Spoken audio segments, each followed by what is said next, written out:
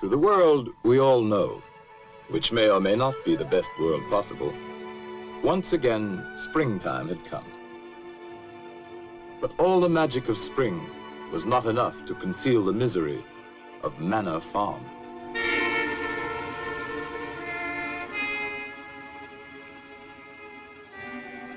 Once thriving and fruitful, the farm and its owner, Mr. Jones, had fallen on evil days. Beset by problems of his own making, Mr. Jones had turned to drink.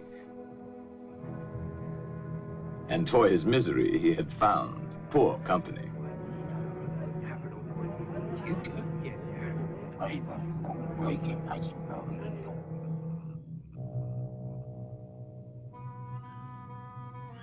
On the evening our story begins, it was later than usual when Mr. Jones came home from his drinking to make his rounds.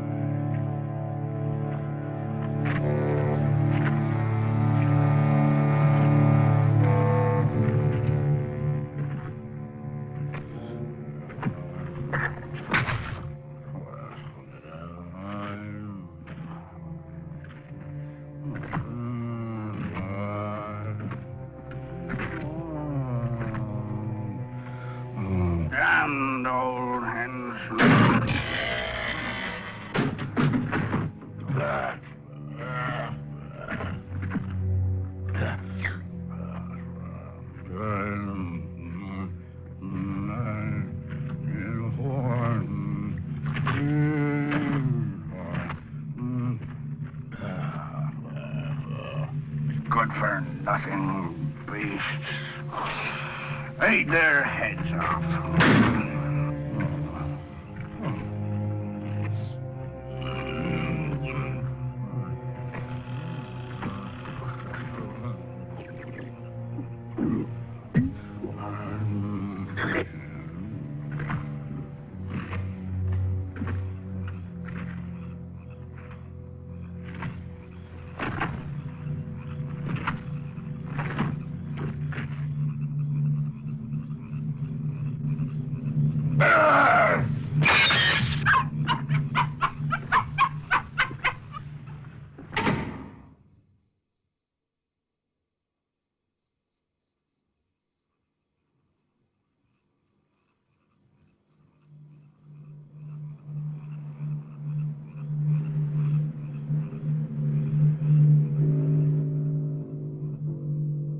On this night, all the animals had agreed that as soon as Mr. Jones was in bed, they would gather in the main barn for a secret meeting called by Old Major, the prize boar hog, who because of his years was regarded as by far the wisest of the animals.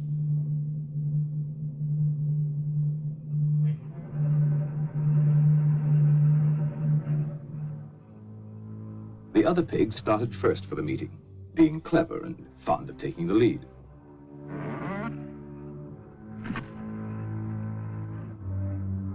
They were followed by Boxer, largest and strongest of the horses, and his devoted friend, Benjamin, the donkey.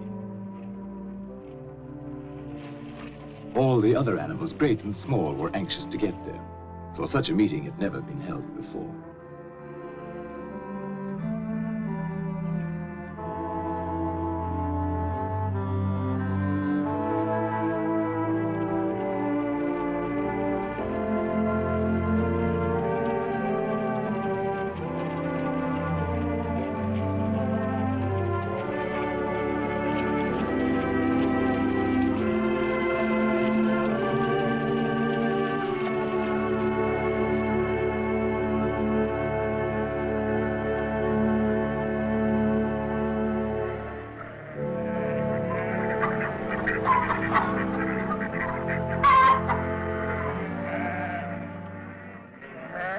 Old Major had been ailing, and now he had made known there were some things he wanted to say to his fellow animals before it might be too late.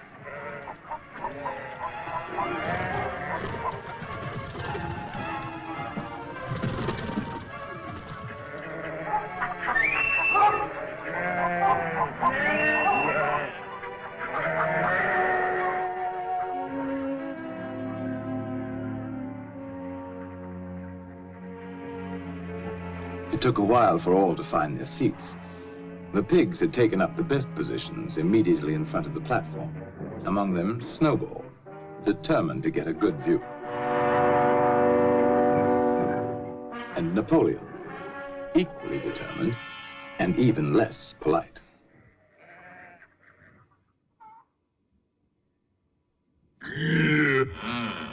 What was that? No. No, it wasn't Mr. Jones.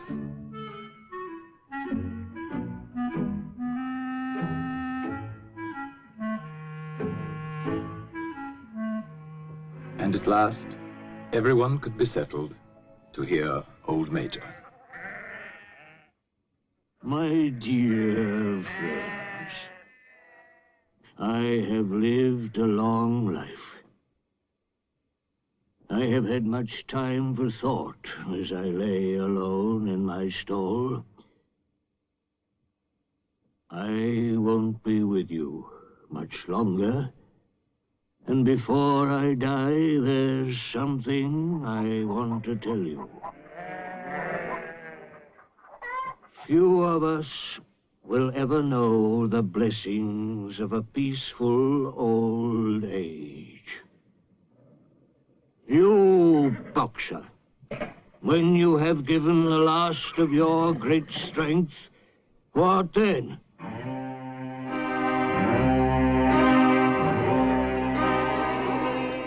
Whatever we produce is taken from us, stolen from us, and sold. Our children are born to cold and hunger. Look at them while you can. You porkers, do you know what the future holds for you?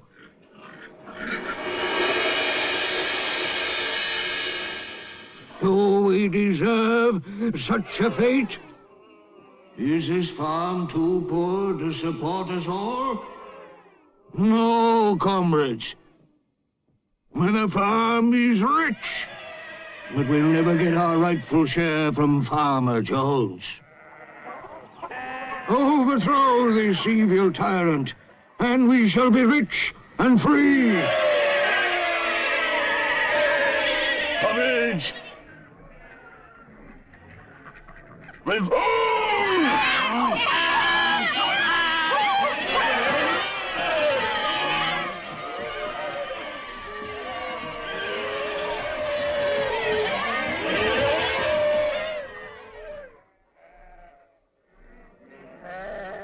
But remember, when you have got rid of Jones, don't adopt his vices. We animals are brothers, large or small, clever or simple, fur or feathers. Now and forever, all animals are equal.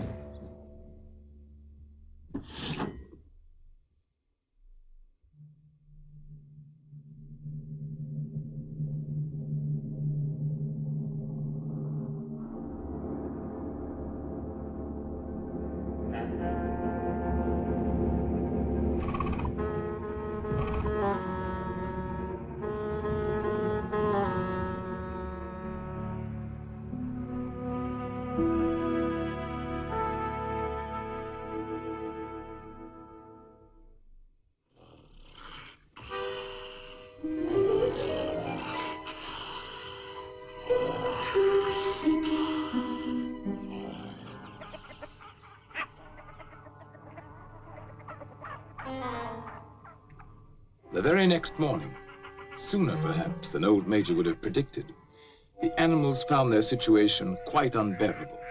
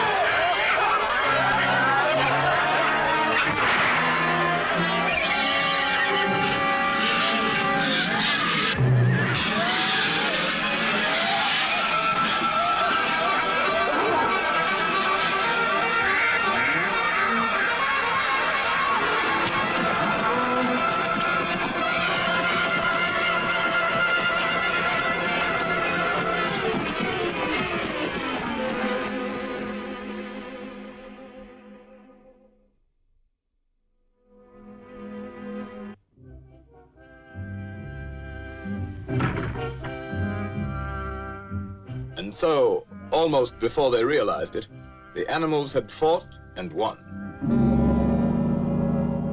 They had casualties to mourn, and those who died left children to be cared for.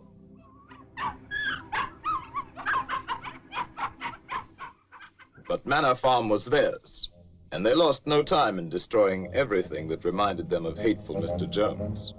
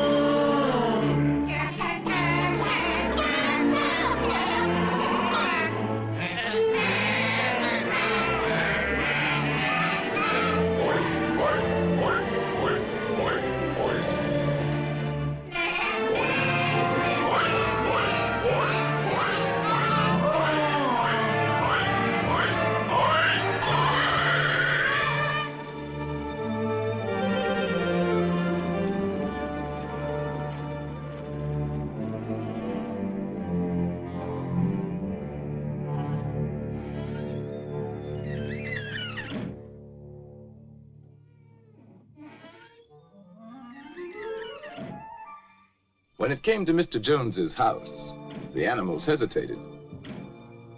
Napoleon showed the way, but Snowball took the lead in entering the place where their tyrant had lived.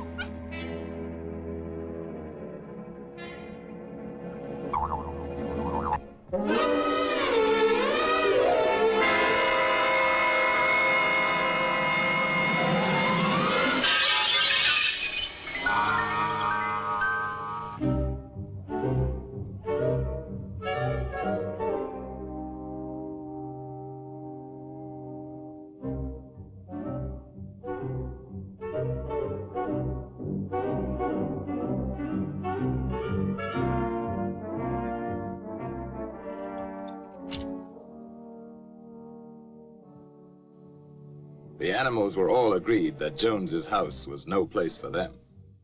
All, that is, except Napoleon.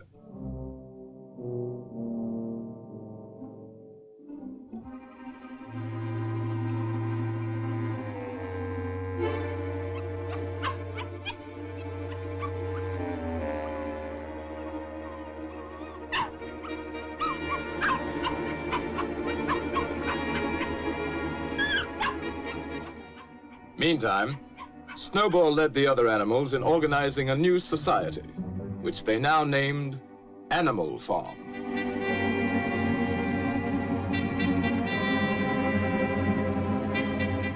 So that all might see and agree, the laws of Animal Farm were inscribed in a prominent place, to be remembered and obeyed forever.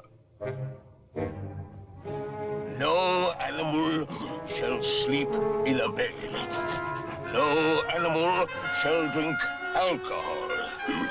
4 legs good, 2 legs bad. Wings count as legs.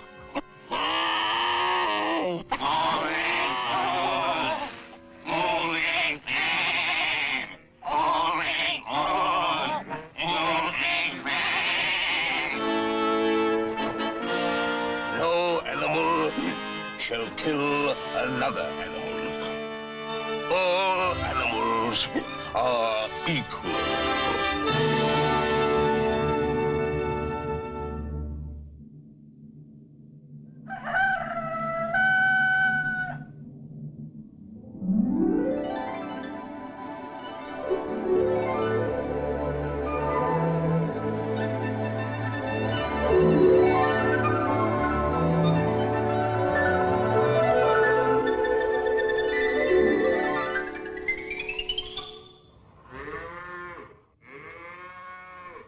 Tending farm by themselves posed problems for the animals, but the pigs could think of a way around every difficulty.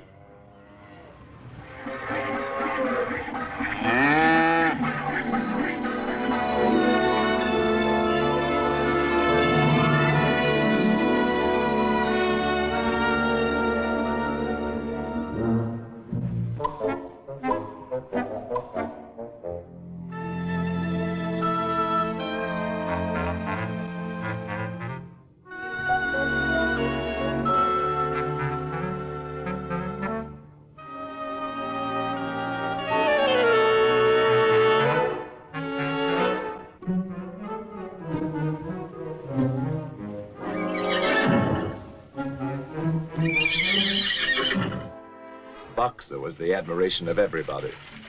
He had been a hard worker in Jones's time, but now he seemed more like 3 horses in one.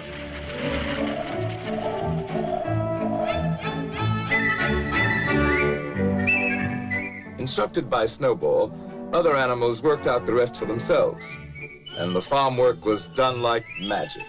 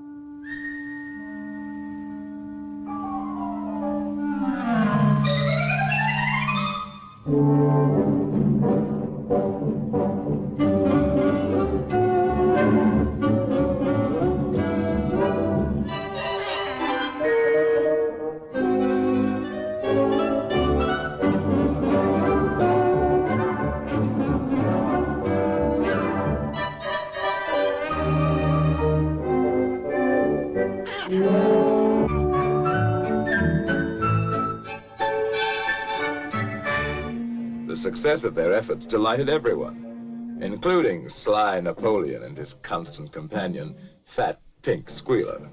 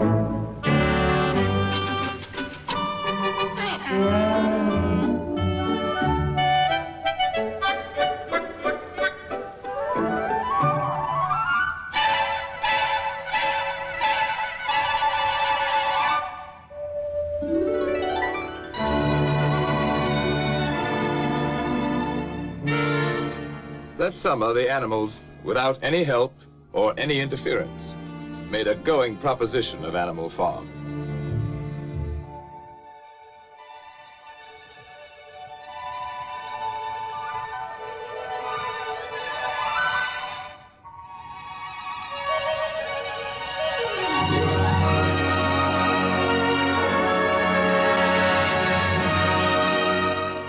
The fields yielded richly, and they were cut and gleaned with diligence and devotion.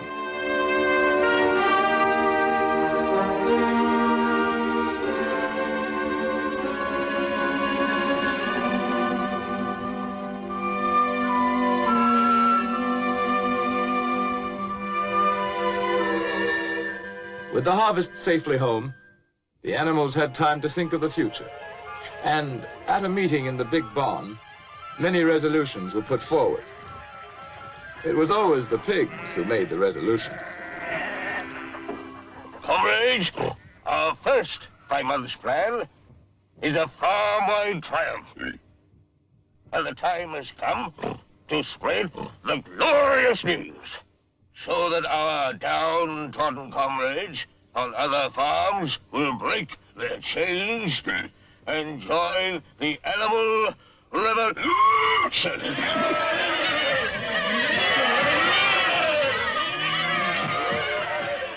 Go! Tell the wonders of Animal Farm to the world!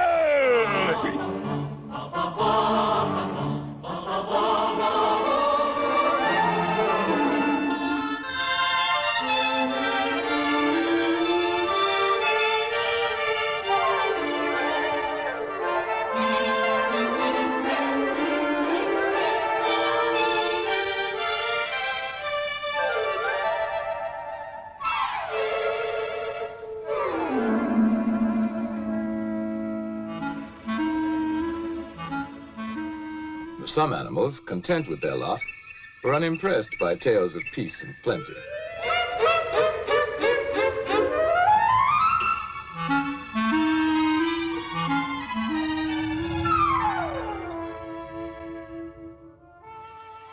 Others, happy in their own surroundings, were alarmed at the thought of any change.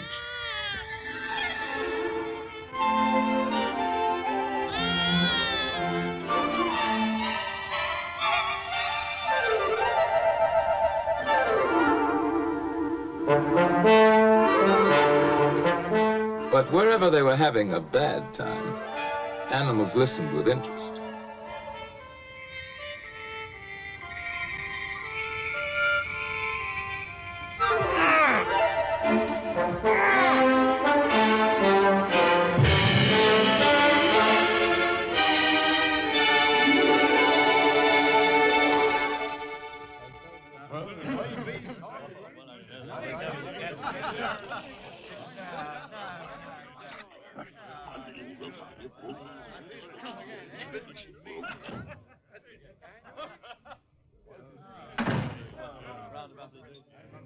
In certain quarters, the rebellious behavior of a lot of dumb animals caused indignation and much conversation.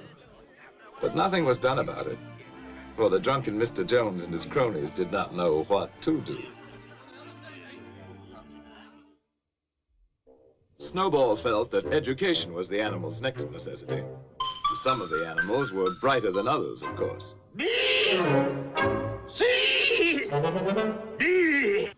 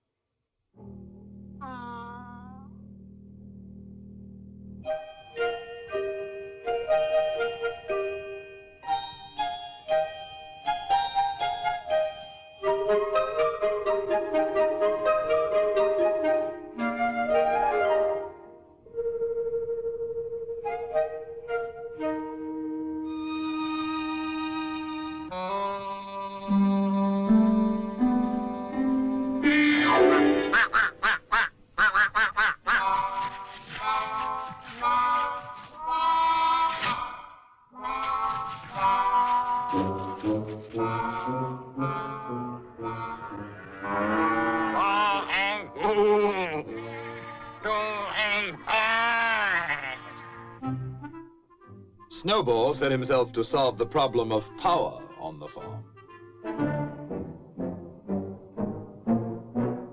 And so did Napoleon.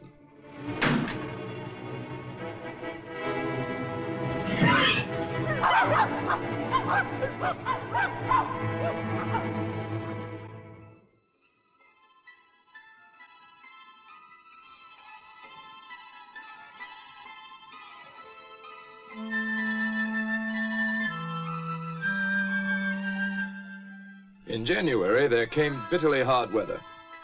Inexperienced management brought shortages to Animal Farm. But Snowball continued his thinking for the future. And in such thoughts, he was not alone.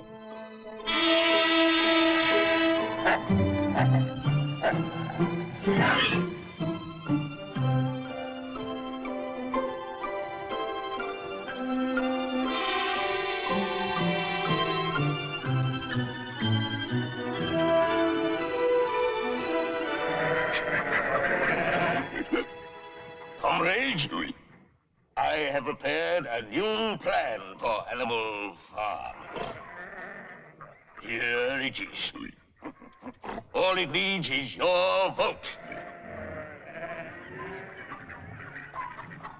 At first, we will have to work more and eat less. But my plan will bring us electricity. It will mean a warm barn in winter. A light in every stall. Sty at roast. Luxury for all. Comrades, in one short year, Animal Farm will be the finest in the world. dreams. A vote for my plan is a vote for the life beautiful. It's a lie. I'll promise you a 4-day week. Bosh!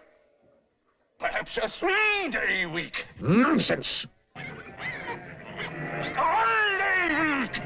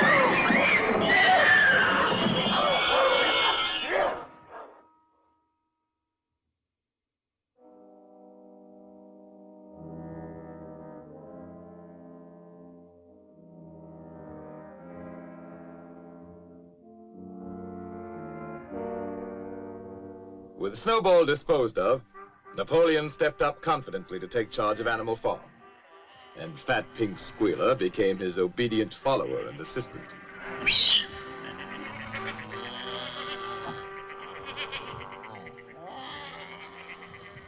Comrades, Snowball is a traitor.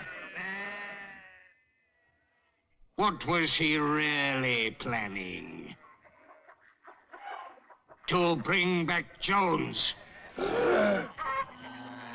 Now, let's have no more of these useless meetings. Eh? From now on, I'll protect your interests. And I'll make your decisions.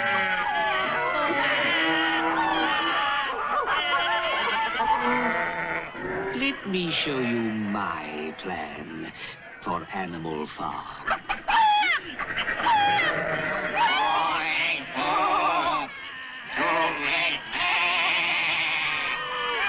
Hooray!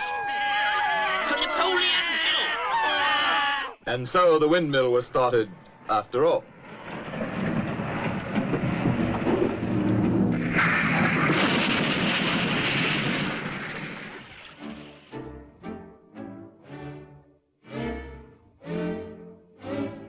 Nothing could have been achieved without Boxer, whose strength was greater than that of all the other animals put together.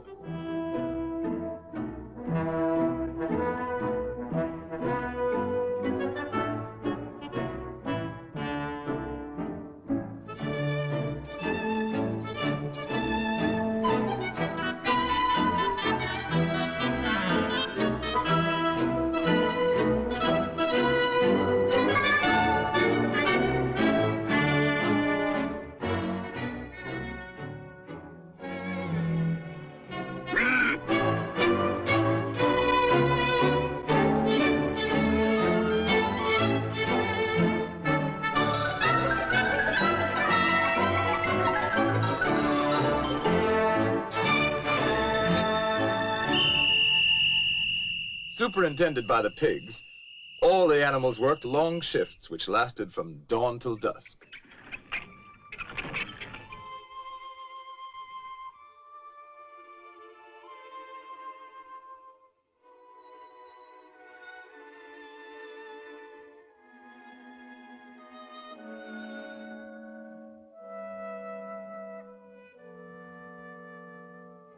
Rations were shortened for the workers, but the pigs, by virtue of their brain work, were plentifully provided for.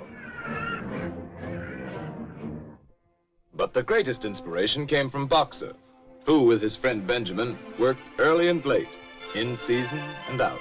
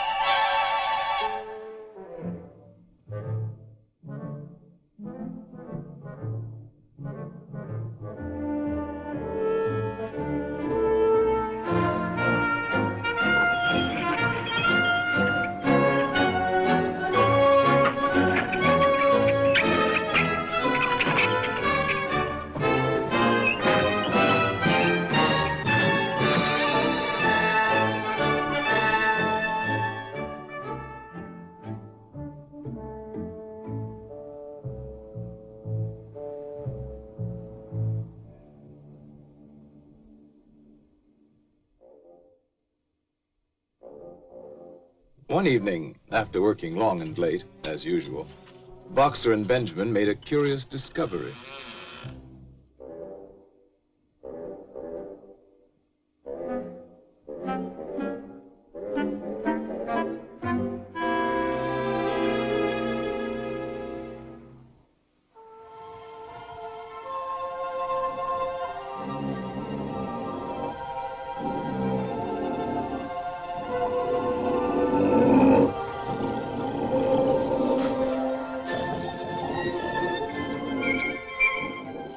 Word of what now went on at night in Jones's house spread quickly through Animal Farm.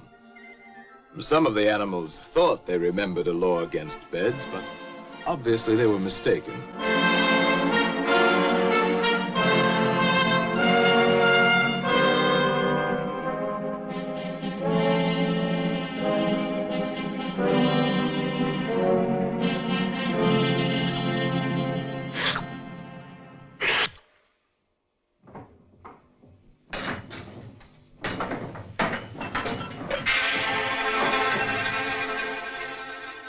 And now, other changes in the laws of Animal Farm were in store.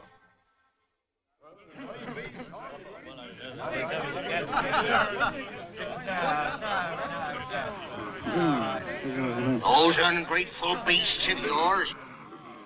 Cheer up. This won't last. Another winter will bring them to their knees. Anyway, where are they gonna buy the things they need? In Mr. Jones's circle, the subject of shortages at Animal Farm was a popular one. And a sharp trader named Whimper was just the sort to do something about it.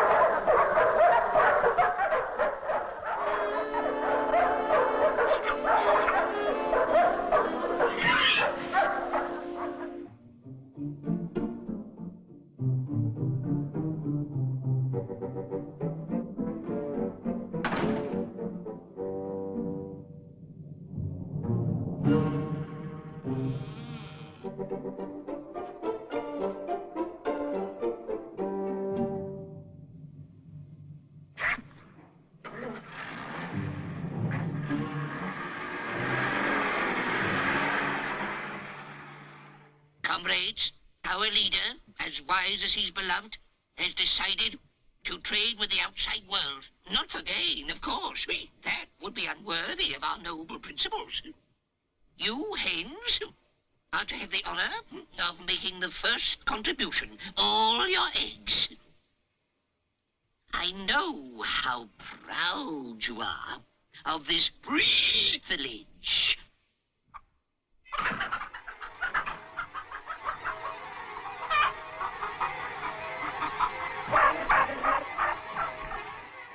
The chickens seemed to remember old Major saying that their eggs should never be taken from them.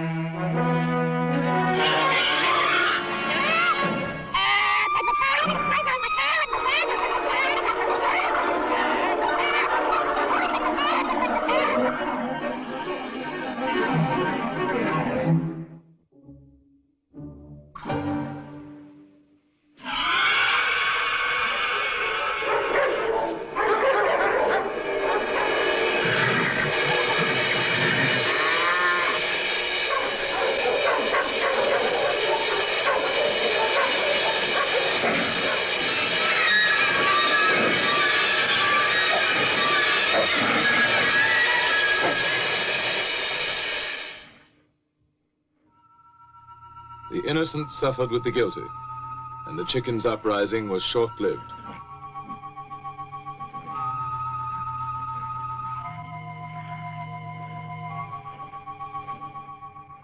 Comrades, I have made a terrible discovery.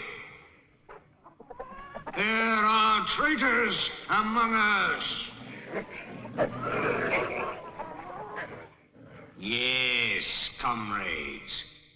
In league with Jones and Snowball. To destroy Animal Farm.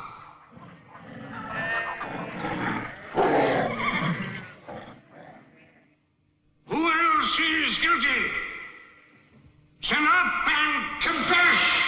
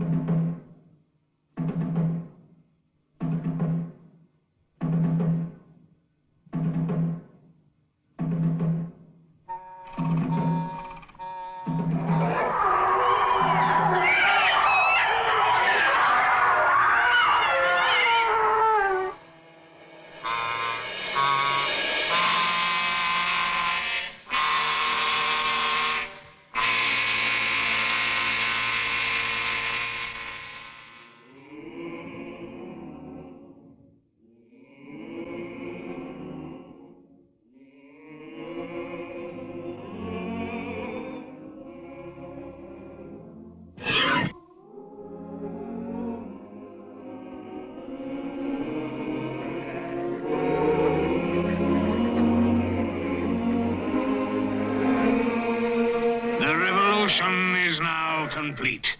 We have no more use for that song. Singing it is now forbidden, under penalty of death.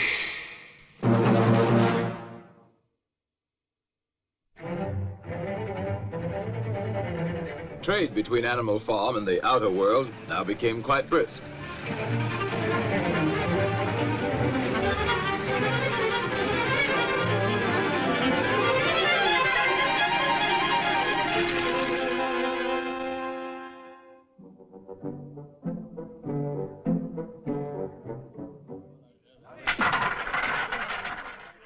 As might be expected, Mr. Whymper's profits inspired others to seek their share, or at least give vent to their jealousy.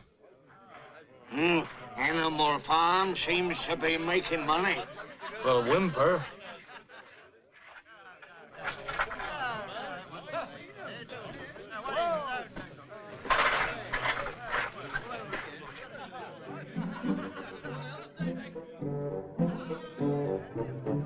Who ever heard of animals running a farm? Have you seen a windmill? Come on, let's kick him out. Yes, kick him out.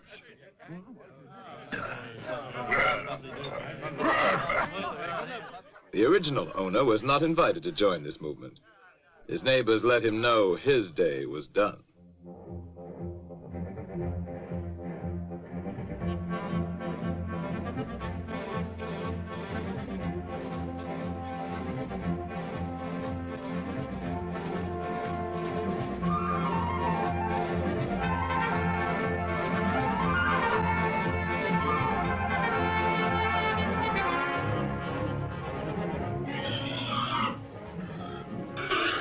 Comrades, the enemy has mobilized all his forces against us.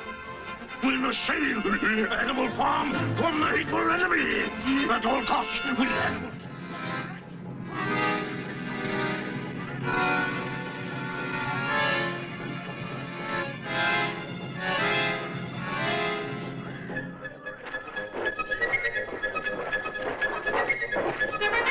Now is the time to fight, to die for Animal Farm. Let us show them all that Animal Farm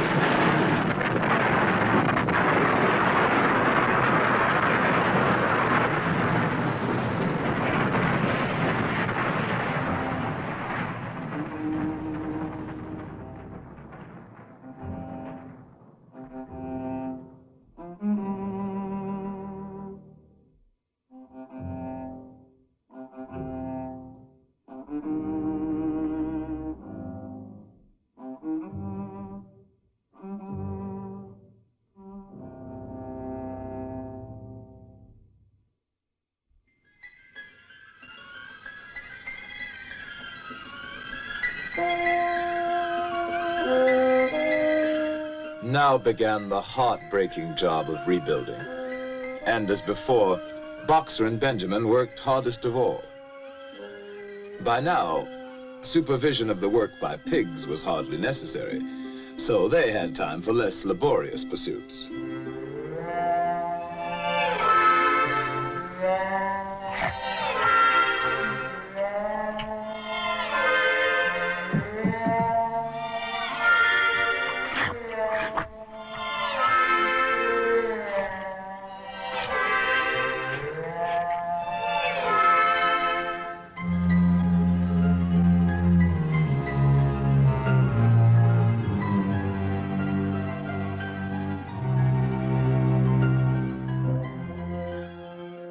Long after the other animals left the job, Boxer and Benjamin worked on and on, giving their all, year in, year out.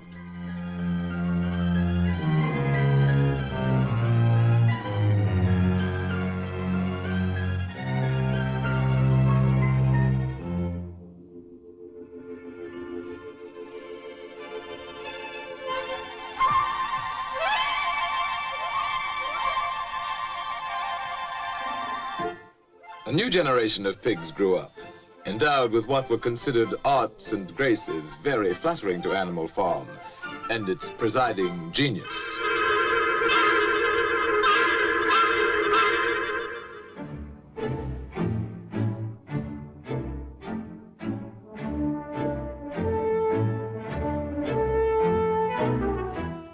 But still the windmill was not finished, and Boxer's injured foot got worse instead of better.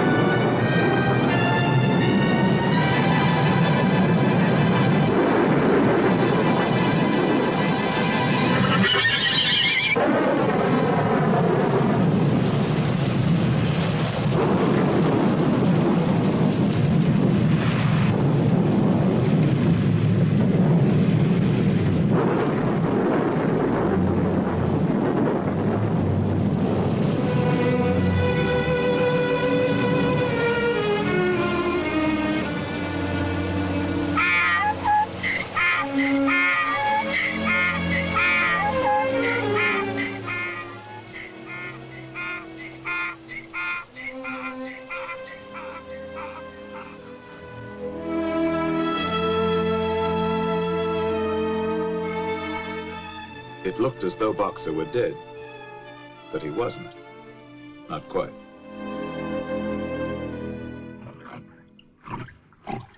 Boxer's hurt bad. He'll never work again. What do we do? While Napoleon and Squealer made plans for Boxer, Benjamin predicted he could look forward to a well-earned rest and retirement.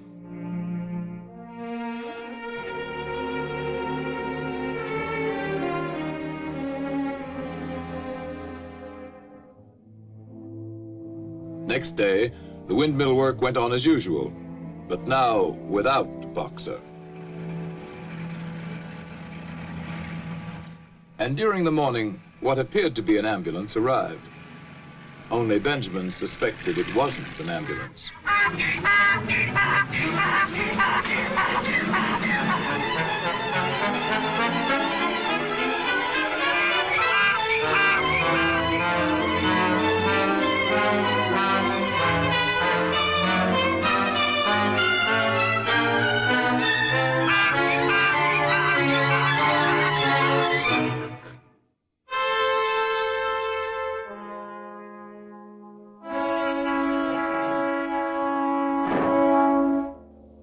The other animals finally recognized the death wagon from Mr. Whymper's glue factory.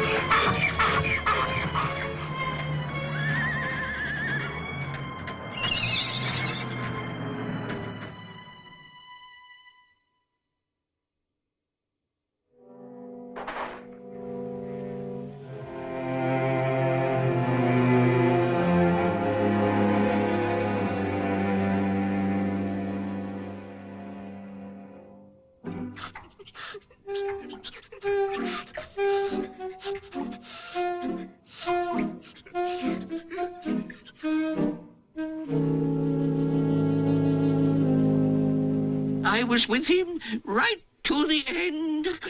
His last words were, "Forward, comrades! Long live Napoleon!"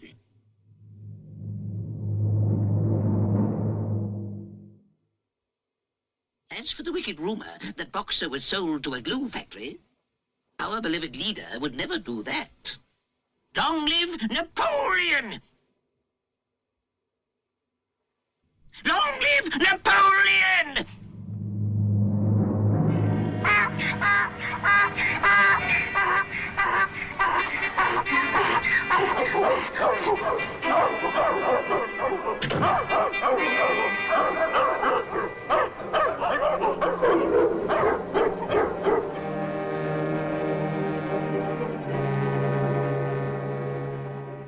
And that night, the pigs drank to Boxer's memory in the whiskey they had bought with Boxer's life.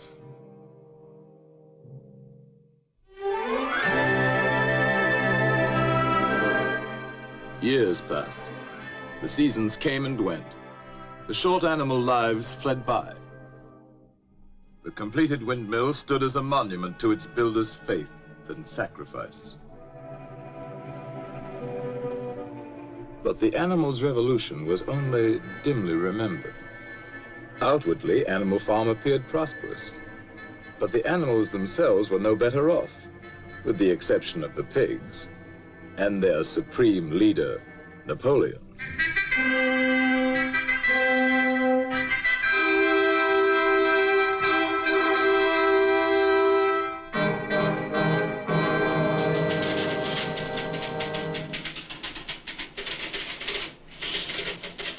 His pig-run enterprise now had many of the frills of real civilization. And one fine day, pig delegates from far and wide arrived at Animal Farm to celebrate the coming of a new era.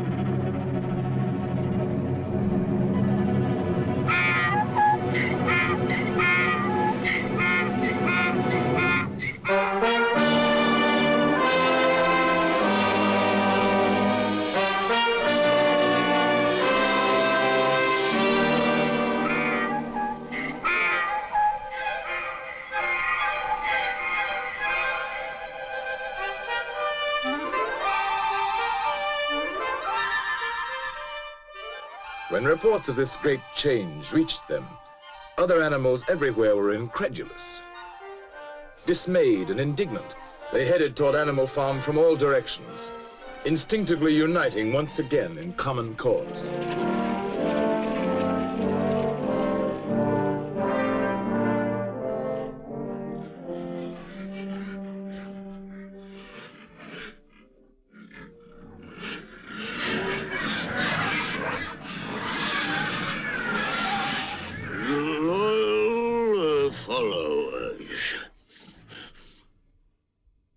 On farms owned and operated by pigs, there is order and discipline. Our lower animals do more work and eat less than on other farms. This will encourage you to make your lower animals work even harder and eat even less.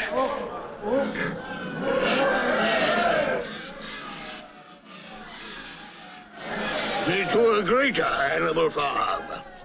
To peace and plenty under pig rule.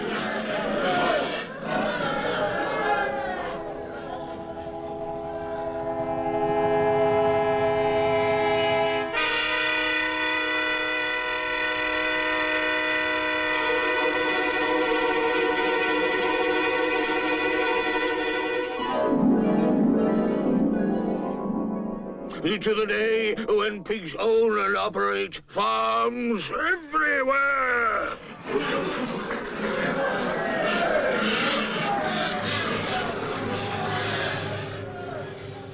To the animals, it now seemed that their world, which may or may not someday become a happy place to live in, was worse than ever for ordinary creatures. And another moment had come when they must do something about it.